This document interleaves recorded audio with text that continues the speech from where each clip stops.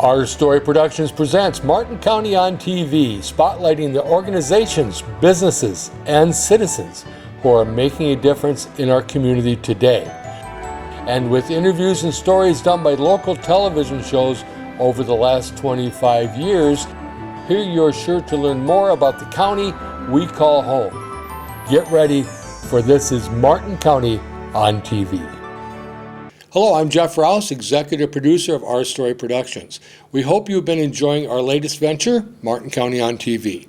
It's been quite a year. The coronavirus has not only affected and concerned many about the health of themselves and others, but it's also negatively affected most of the businesses and organizations of our community, not excluding Our Story Productions. So we made the decision not to film any new interviews throughout the end of the year for the safety of our guests. We will still be airing shows featuring flashback segments that have been filmed over the last 25 years that are sure to interest you, our viewers. We hope you enjoy these flashback segments that truly represent our rich history and look forward to bringing you new stories in the near future. Now it's time for Martin County on TV Flashback.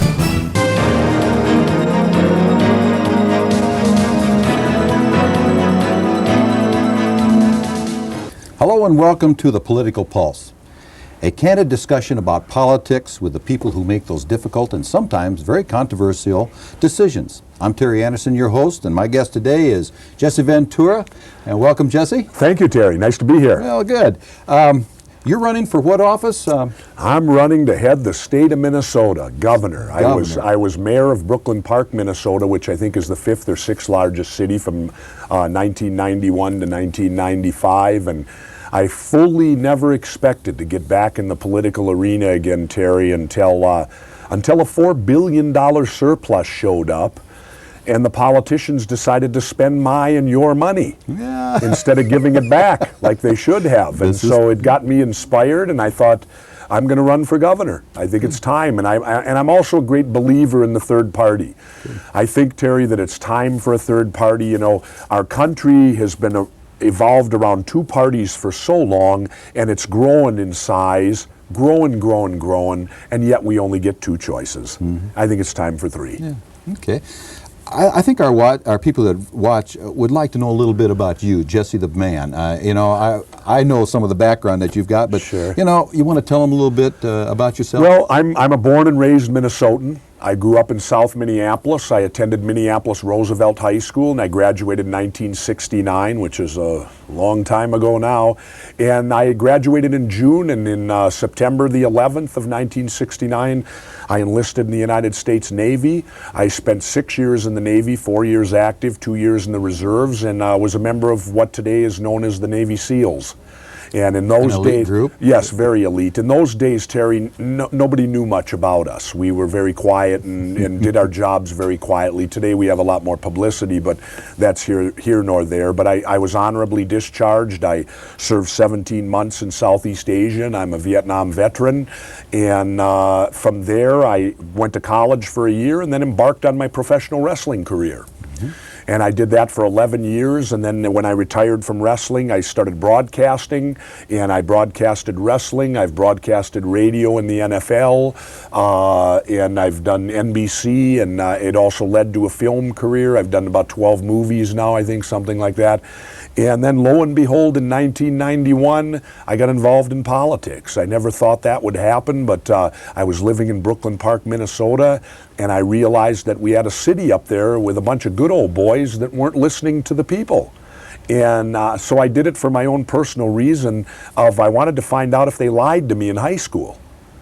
Because they told me in high school that we elect these people to serve us. And yet they seemed to have their own agenda. They weren't serving us. It was based on a petition that was signed by 450 of my neighbors, and we were voted down 7-0. And so I then realized, I'm not a dumb guy. I'm fairly bright. And I realized that the only way you can truly change government is from the inside. You can talk about it all you want on the outside. You can complain, you can bitch, you can do all the things everybody loves to do on government, but to really change it, you have to get on the inside of it, which means you have to run for office. That's right. Those are the people that change the policies. That's right. So it was funny because when I announced my candidacy for mayor, I immediately was opposed by both the Democrats and the Republicans. In fact, they co-signed a letter, the leaders of their two parties, saying that quoting that I was the most dangerous man in the city.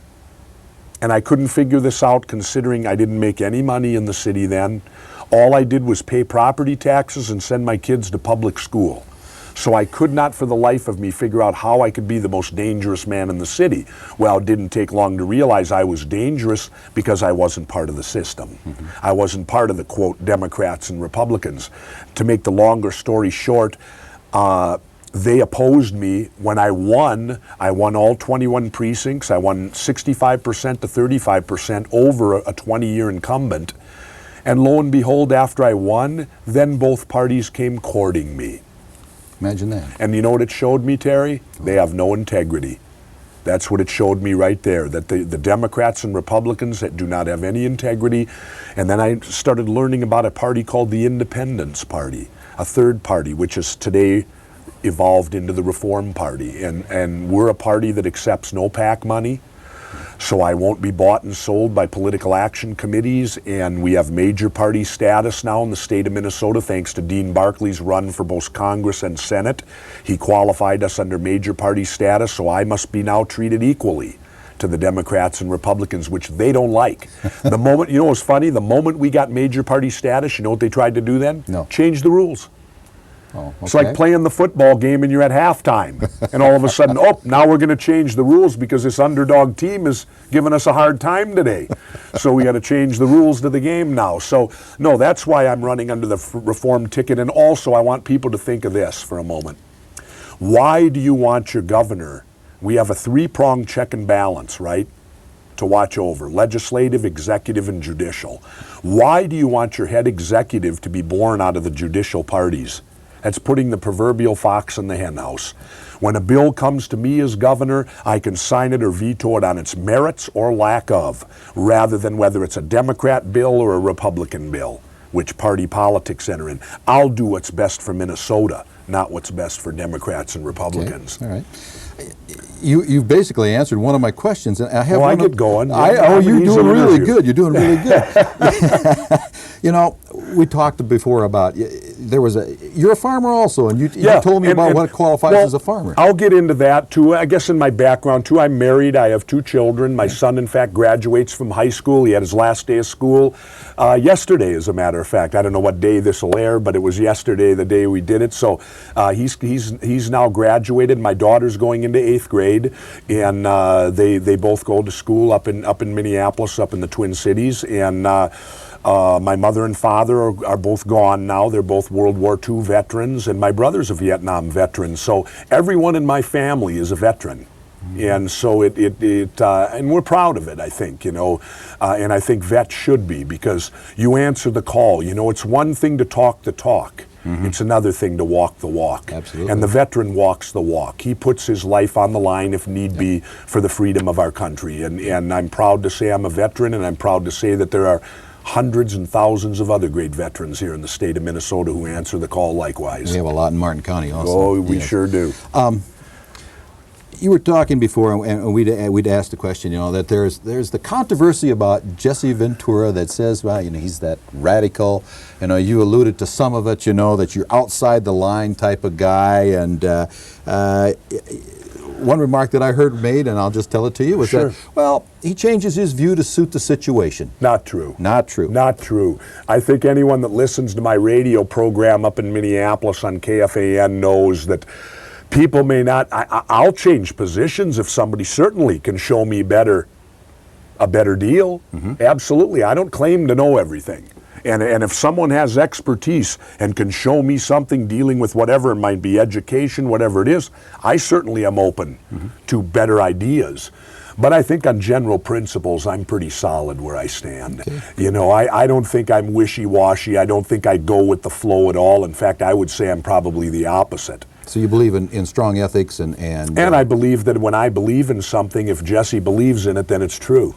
Well, that's all right. I believe the same way. A lot of things. I get a lot of trouble that way. Although, like I said, I am open-minded, too. I certainly can change my mind if someone can convince me otherwise. Now, you've been very outspoken about the taxes, the way the extra taxes that we've been hit with, what they're doing with it. You want to talk a little bit about that? Sure. The thing that disturbed me greatly is I watched one of the Democrat literature float around after this last surplus. And on the literature, they talked how this was the largest tax cut in the history of Minnesota and the nation, what we got back. My problem was it wasn't a tax cut. In order for there to be a tax cut, that means they have to cut your current taxes. This was a surplus. This was our current taxes were here. They got a surplus up to here, and what they did was only give us a quarter, 25% of our surplus back. They spent 75% of it, $3 billion. They're giving us supposedly $1 billion back in what I call kind of a phony property tax rebate. And then they turn around and they bond us for $1 billion. And yet people like me took criticism, Terry. People who came out and said, wait a minute, that's unbudgeted money, give it back. The Speaker of the House, Phil Carruthers, came out and said people that wanted the money back don't care about children.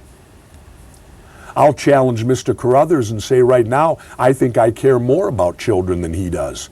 First of all, I don't believe in government raising our children.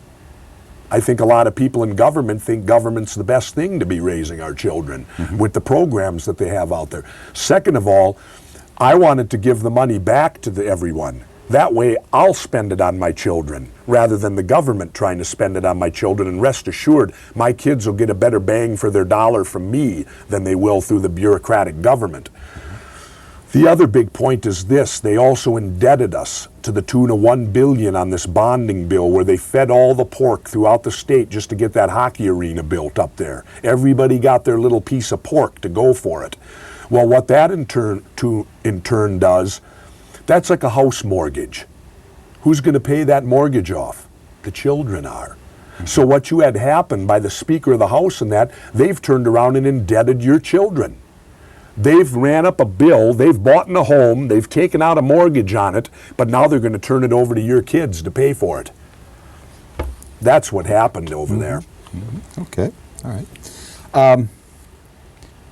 You'd also said something about taxation with no representation in one of your statements that you made. Do you want to elaborate a little bit? Well, there's a couple issues of taxation without representation. Recreation property owners, people that own cabins in Minnesota, which is a tradition here.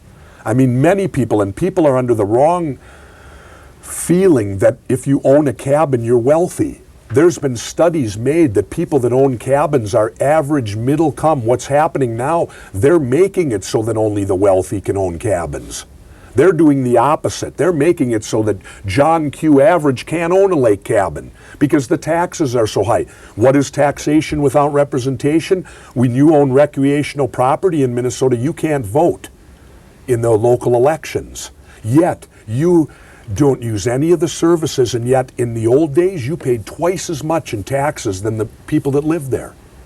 And you're only there, what, 35 days a year? Maybe. You don't even use their services. Your kids don't go to their schools, and yet they can raise your taxes and you get no vote. I have a way to solve that. Most of your cabins are owned by families, right? Husband and wife. Most of them. Simple. Allow each adult the ability to homestead one property. That way you're not penalizing people for being married. I have two friends who refuse to get married because one owns the house in the city and the other owns the lake cabin, and they both homestead them. If they got married, they would be penalized. They would have to pay more. I think it's very hypocritical of government to harp on us to have family values, and then they use those family values in which to tax you more. You're penalized for having values. That's wrong. The other example, and you don't have it down here, but in the 7-county metro area, you have what's called the Met Council. This is a new layer of government that has been brought into play that covers a 7-county metropolitan area. They are levying taxes on us, and not one of them is elected. Is that not taxation without representation? Sounds like it to me. I think that's what we fought the Boston Tea Party over, if my history is correct. Got a couple young kids here running camera. I bet you they'll back me up on that. They probably just got out of high school or are there and are learning history. I believe the Boston Tea Party was fought over taxation without representation. Yes, it was. Yes, it was. So I suppose that we could just say that you just don't really want politics as usual, do you? No, I don't. I believe in cutting down the size and scope of government. My perfect scenario, and the current governor today fell into the trap. He's in his last year, so he's spending money like a banshee, like he's crazy. And he's leaving his legacy, I guess. Leave your name on buildings, I suppose, where they can honor you years down the line. No, my idea, what would be perfect under Jesse Ventura as governor, I'd like people to remember back to my term as governor and say, you know what? I don't even remember government being around when Jesse was governor. I want people, see, I believe it's government's job to create as close to a level playing field as they can, but from that point, you're on your own. So that's kind of a novel. America. That's kind of a novel approach, isn't it? Well, this is America. This is the land of opportunity, and it's still out there. But it's up to you. Today, I've been in 14 or 15 debates, Terry. Every debate I go to, the same thing comes up. What is government going to do for me? And I grew up, I was born in 1951, and about 1963, we had a president, John F. Kennedy, who made a statement. He said, ask not what your country can do for you, ask what you can do for your country. I always pose the question back at these debates, and I go, did that thought die with him? Did he take that to the grave? I want to know.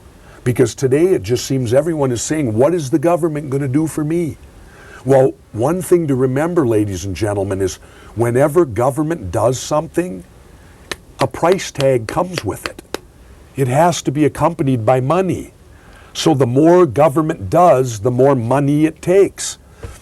We work now till May 16th, Terry, for the government. Yes, I know. It keeps getting more and more. When will it stop? July 1st? Used to be April. Yes, I think it's time we move that back. I think that you would find families staying together a lot more today if they weren't taxed so much. Today you have two working parents. One parent has to work just to pay the government. When I grew up, my mom and dad could afford a lake cabin. They were two working parents, but the taxes were lower then, so two working parents could afford a lake cabin. Today, one parent works for the government, one parent works for the family. Something's wrong with that. Okay, all right. Oh, and you wanted to hit on something else. Yes, I do own a 32-acre farm. Yes. Which is big down here in Fairmont. Of course, this is a farming community, so I am aware of farming issues. I will be honest, my end of the farming, I'm a South Minneapolis City kid. My end of the farming consists, I'm the recycler. I feed the animals, then I pick up what they recycle, and it all goes in a full 360-degree rotation. That's one thing I've learned. Well, I've learned that about farming, that it's very environmentally 360 degrees where it does the full circle. You feed the animal gives it back to you, you put that back out on the land, and lo and behold, the whole cycle begins again. That's my job. No, my wife runs the farm, not me. And I'm glad. That's why it does so well. There's been some real controversy about the cigarette industry and our state and the money that's been settled on and the way it's been done. Do you have any feelings on that at all? My feelings are this. I definitely felt the cigarette industry needed to be brought to task. If you read, I read a book a few years ago by Dr. Stanton Glantz called The Cigarette Papers. He's the reason all these trials are taking place, because he's a fellow from San Francisco who woke up one morning with a stack of papers 4 feet high that had been left on his porch by someone at the Brown Williamson Tobacco Company, and it was all the internal documents from World War II on. He then assembled it, came out with a book called The Cigarette Papers. So nothing out of that trial surprised me, because I had already read the book and knew the information that was going to come out there, the majority of it. I was all for holding the tobacco industry accountable. They're putting poisons out there. Look at it simply like this. If you go out to the store and buy a Hostess Twinkie, Terry, it has to tell you what's in it, doesn't it? Absolutely. I mean, it's listed. Absolutely. Why doesn't tobacco have to do that? Why don't they have to list when they put formaldehyde in there to boost the nicotine, to give you more addiction, a little better high on your smoking? You know, and that's what it's all about. So holding tobacco accountable was fine, but I have a problem with the money end of it. Because if you look at what happened Who's footing the bill now for the money? The smoker, the addicted smoker, the very person they supposedly were saving. So you don't think this extra money that they're going to charge for that's going to, what they're saying is it will stop the children from smoking? Not at all. Not at all. I don't believe that. I don't believe that raising the cigarettes $1, it's just going to make the kids pay $1 more. Yeah. That's all it's going to do. And what happened? Okay, 2.5 cents was supposed to cover the tobacco industry, what it cost them here in the Minnesota lawsuit, yet they raised the price a nickel. So in reality, Skip Humphrey gave them more profit. They simply up the price a nickel, they pay off 2.5 cents, and they get 2.5 more in profit. And here's the bad part about the money end of it. This has now created a very dangerous precedent. It has allowed government to use the judicial system to raise revenue and taxes. Instead of them standing on a voting record and simply saying, hey, we're going to raise a sin tax, we're going to raise tobacco, another 2.5 cents. No, they did it through the court system. Because the revenue is going to go to the government. Mm-hmm. Let me ask you, Terry, you think you're going to see a cent out of this? Not a cent. I know I won't. There you go. I know I won't. And I don't think I will either. And who's going to bear the brunt? The addicted smoker. They've simply raised the tax on them. They are now paying more tax to the government.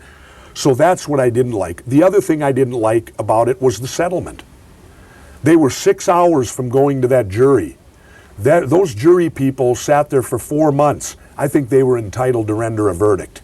And what that would have also done, win or lose, it would have created a precedent for other cases. Now, if you want to sue tobacco, you have to start at square one again. You can't go to the Minnesota case because that case got settled. So there is no case. That's how it works in law. So you'd have to go to square one. And I believe Skip Humphrey and those lawyers knew tobacco would settle. They always have. They don't dare have a precedent against them. So they're going to settle. Well. And a bunch of lawyers make $500 million. That is a chunk of money. That's another question I have. The Attorney General's office has over 200 lawyers on staff, and none of them are capable to try a case. Now, if they're not, why do we have 200 on staff? And if they are, why are we putting it out to a private law firm? I suppose this is something we should ask Skip Humphrey? I think so. Okay. I think it'd be a good thing to ask him as to why he has over 200 lawyers working for him, and yet none of them were qualified, including himself, to try this case. Yeah. Makes you wonder, doesn't it? Well, let's get some that can. Yeah, I'd agree. Let's hire Mr. Cerisi with the Attorney General's office then. I doubt if he'd go, though, because he's not going to make that kind of scratch. That's why. We're winding down in time, and I want to ask you a couple of other questions. Absolutely. You know, there's an attitude, you're being a third party. People say, well, you know, am I going to waste my vote voting for a Reform Party person? I mean, it's the third party. What do you feel? I mean, how do you answer something like that? Again, let me expound on the fact who truly is a Democrat or Republican. They just offer you two choices. I would tell you this. A wasted vote is not voting your conscience. That's a wasted vote, Terry. If you walk into that booth, you vote your conscience, you haven't wasted the vote. If you just follow the lemmings, you've wasted your vote then, if you're not voting your conscience. And that's how I'll challenge people. That's a good way to look at that. Goals. Do you have any specific goals that you get to be governor? I would like to. I've been studying the property tax system in this state, and it is the most archaic, outdated, ridiculous tax that's ever been levied today. It's an income tax today. Because unless you farm, have commercial property, or rental property, nobody makes money off their homesteads, and yet you have to pay tax on your homestead, which makes you no revenue. So what is it in reality? Take those other classifications out of the mix. Where you live is then an income tax because you're paying your house payment with the income you make at your job. It's not revenue being made by the land, which is what the tax was originally in the 1800s to be designed for. The other thing inherently bad with it, hypothetically, you buy a house for $100,000, you put 20 grand down, right? You take out an $80,000 mortgage, the government now taxes you on your debt? Yes. Yes. Yes. That's ridiculous. How can they be allowed to tax you for debt?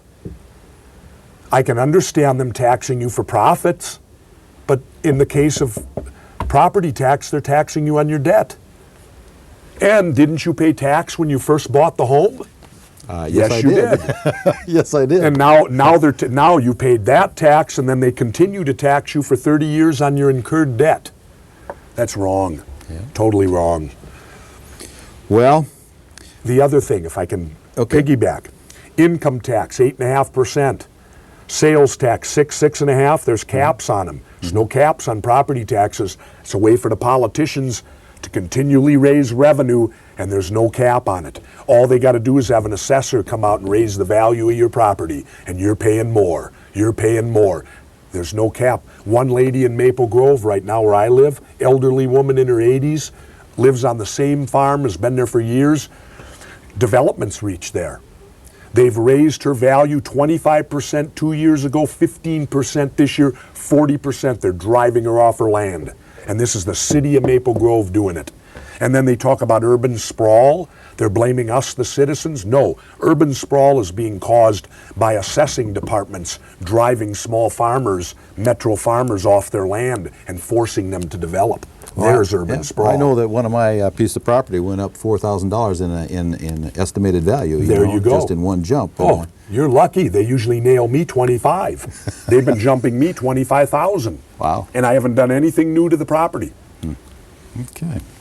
Well, I hope that you've enjoyed today's show. And I want to thank my guest, Jesse Ventura, who is running for governor of the state of Minnesota.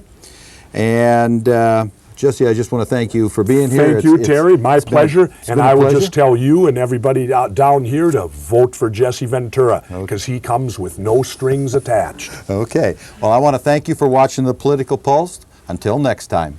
Martin County on TV Flashback. Well, there you have it, another episode of Martin County on TV. We hope you enjoyed this episode, and we welcome you to tune in again. Thank our sponsors for making this happen, and remember, it's not just the past, but the present that tells our story.